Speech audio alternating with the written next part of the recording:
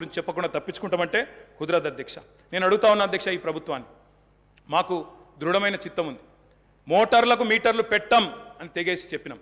అదనంగా 25-30 వేల కోట్లు నష్టం వస్తున్నా తెగేసి గట్టిగా నిలబడ్డం, రైతులకు అన్యాయం చేయమని చెప్పినాం. ఈ ప్రభుత్వం ఆ మాట మీద నిలబెడతదా లేదా మోటార్లకు మీటర్లు పెడతదా చెప్పాలని చెప్పి కూడా నేను గౌరవ ముఖ్యమంత్రి గారిని కోరుతా ఉన్నా. రాష్ట్రంలోని రైతులందరి పక్షాన కూడా తప్పకుండా ప్రశ్నిస్తా ఉన్నా. ఉచిత విద్యుత్తును ఊడగొట్టే పన్నాగాన్ని ప్రతిఘటించిన అధ్యక్ష. నేను ఒకటే కోరుతా ఉన్నా, కొత్తగా వచ్చిన ప్రభుత్వం ఒకటి కోరుతా ఉన్నా అధ్యక్ష, విద్యుత్ విషయంలో 3 గంటల కరెంటు, 10 హెచ్పీల మోటార్లు, ఆ మాటలు వినవద్దనే కోరుకుంటున్నాం అధ్యక్ష. 24 గంటల కరెంటే ఉండాలని కోరుకుంటున్నాం.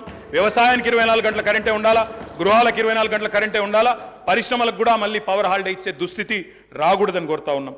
వారే పిలుపునిచ్చారు అధ్యక్ష, కరెంటు బిల్లులు కట్టొద్దు, మేము వచ్చేస్తున్నాం కట్టకండి అన్నారు. మరి రాష్ట్రంలో ప్రజలు కట్టబోవడం లేదు. మరి వెంటనే మీరు గృహజ్యోతి కార్యక్రమాన్ని ప్రారంభించి మరి ఆ ఇచ్చిన హామీని కూడా నెరవేర్చాలని చెప్పి కూడా నేను కోరుతా ఉన్నా అధ్యక్ష.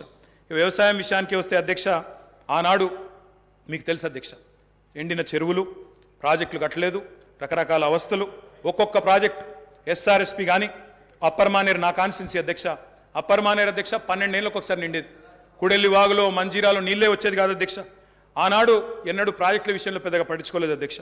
మరి ఇక నేను మళ్ళీ ఎక్కువ మాట్లాడితే ఎక్కువ మాట్లాడినాను అంటారు అధ్యక్ష, నేను దాని జోలికి పోను. ఆ రోజు కాంగ్రెస్ పరిపాలనలో పరిస్థితి ఏంటంటే అధ్యక్ష, కొంతమంది రైతులది వాళ్ళ ఇంటి పేరే ఆఖరికి వ్యవసాయంలో వచ్చిన ఛాలెంజ్ల వల్ల వాళ్ళ ఇంటి పేర్లే మారిపోయిన పరిస్థితి. నల్గొండ పక్కకు మూషంపల్లి అని ఒక ఊరు ఉంటుంది అధ్యక్ష. ఆ ఊరిలో రామరెడ్డి గారు అని ఒక పెద్ద మనిషి, పాపం ఆయన 54 బోర్లేసి, బోర్లు వడక ఆఖరికి ఆయన ఊళ్ళో ఆయన పెట్టిన పేరే బోర్ల రామరెడ్డి. బొక్కబోర్ల పడ్డ రామరెడ్డి, బొక్కబోర్ల పడ్డ వ్యవసాయం, బోర్ల రామరెడ్డి ఆయన ఇంటి పేరు అయిపోయింది అధ్యక్ష. అది ఆనాడు పరిస్థితి అధ్యక్ష, చుక్క నీరు రాని పరిస్థితి. అదేవిధంగా అధ్యక్ష, మా శ్రీధర్ బాబు గారికి తెలుసు, ఆయన మంత్రిగా ఉండే ఆనాడు, నేను ఎమ్మెల్యేగా ఉంటే 2009-10లో.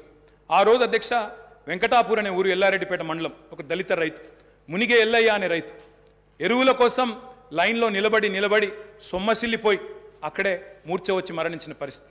ఇది నేనేం వక్రీకరిస్తలేను, ఏం వేరే చెప్తలేను అధ్యక్ష, ఉన్న వాస్తవాలే చెప్తా ఉన్నా. ఆ రోజు మీరు మంత్రిగా ఉన్నారు అధ్యక్ష. ఇట్లా ఎన్నో ఉన్నాయి అధ్యక్ష.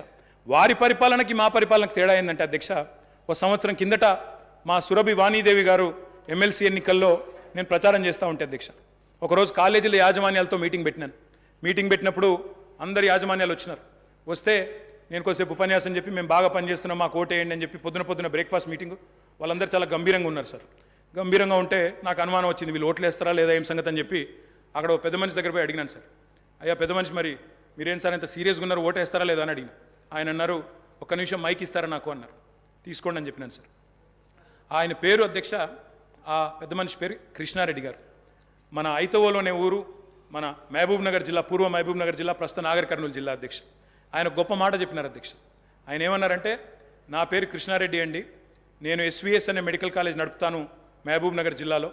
మరి ఒకప్పుడు నా ఊరిలో, ఏమయ్యా కృష్ణారెడ్డి నీ చేను ఎక్కడ ఉంది అంటే చెరువు కింద ఉంది అని చెప్పేటోన్ని, కానీ కేసీఆర్ గారి ప్రభుత్వం వచ్చిన తర్వాత నా చేను చెరువు కింద లేదు, నా చేను కిందికే చెరువు వచ్చింది అని ఆ కృష్ణారెడ్డి గారు చెప్పారు అధ్యక్ష.